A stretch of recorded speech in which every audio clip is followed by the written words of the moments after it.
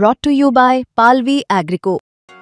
पालवी ॲग्रिको, भारताचा पहिला AI तंत्रज्ञानावर आधारित B2B आणि B2C ई-कॉमर्स प्लॅटफॉर्म. शेतीसाठी जे काही लागणार थेट तुमच्या बांधावर पोहोचणार, मोबाईलच्या एका क्लिकवर.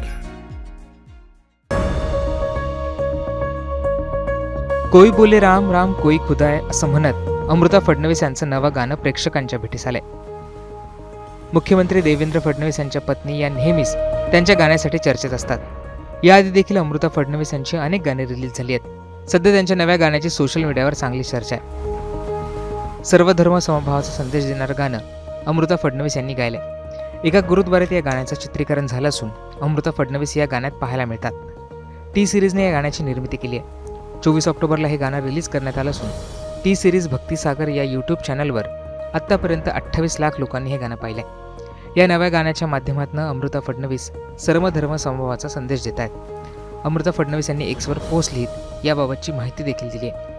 त्यांच्या पोस्टमध्ये म्हणतात, कोई बोले राम राम हा माझा पहिला शब्द शेअर करताना मला अभिमान वाटतोय.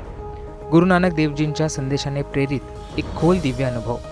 आपण राम, अल्लाह किंवा हरी यांचे आवाहन करू शकतो, तरीही सत्य एकच राहते. संगीत आणि प्रार्थनेत आपण फरकांच्या पलीकडे जातो.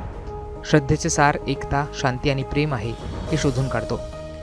अमृता फडणवीस या बँकर जरी असल्या तरी त्यांना गाण्याची आवड देखील आहे. याआधी त्यांची अनेक गाणी रिलीज झाली आहेत. जाती धर्मावरून भांडणाऱ्यांना अमृता फडणवीस यांचं गाणं एकतेचा संदेश देताना दिसत आहे.